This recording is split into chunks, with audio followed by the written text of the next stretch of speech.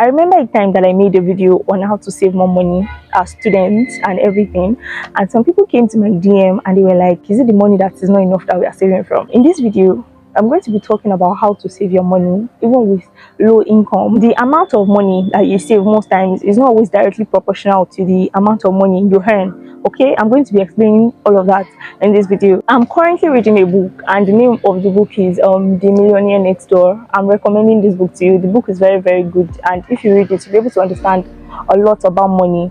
And in the book, the man was trying to explain some statistical analysis about money and Americans, you know, how everything relates together, about millionaire matters, billionaire matters, and everything. And then it was found out that most people that were rich, they were like the first generation. It's not like they inherited it, it's not like somebody gave them the money. The man was able to prove that a lot of Americans made a lot of money. At the end of the day, they still end up being broke, even though they had enough. In this video, I'm going to be talking about all the practical tips that you need to save more money next year, this year, years to come, more years to come.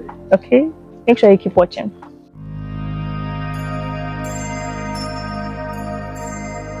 Alright, hello, welcome back to my channel. My name is Odewale Taye, and on this channel I make content on self-development, you know, everything concerning growth. If you're interested in content like this, please make sure you subscribe to this channel now and keep watching this video. Give this video a thumbs up as we just go straight into the video.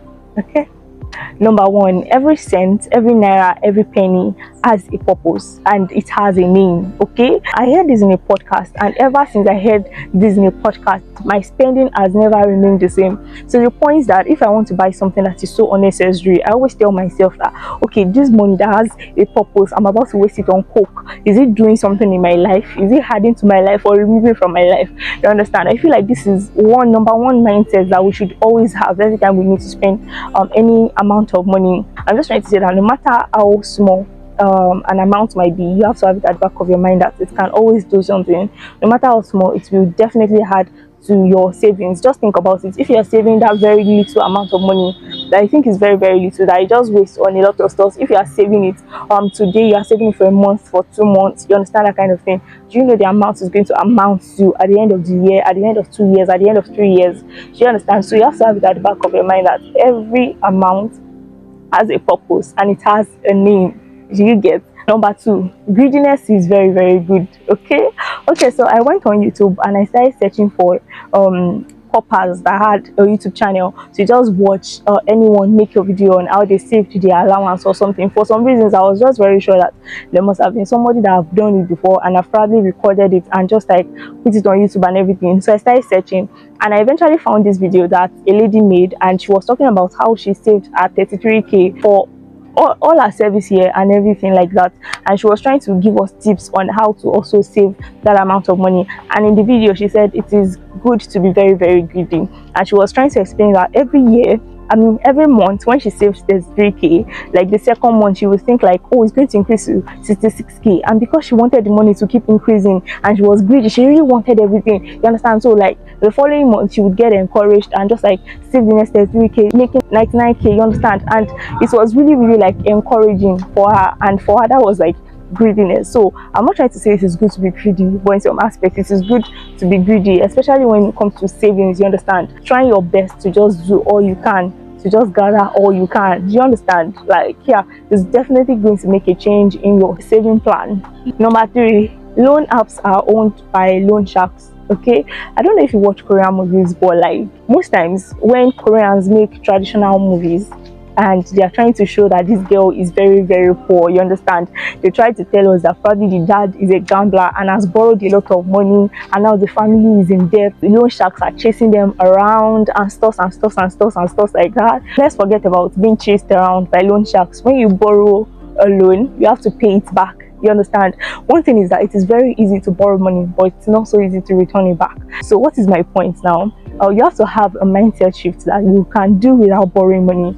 You can do without borrowing money to buy that thing that you need. You can save up to buy that thing that you need. Okay, I'm planning to make a video on things peer pressure make people do and stuff like that. And in that video, I'm planning to talk about how I borrowed money to get a bag, and at the end of the day, after I got the bag, I just did not really like the bag. Why? Why? Because the bag gave me a lot of trouble.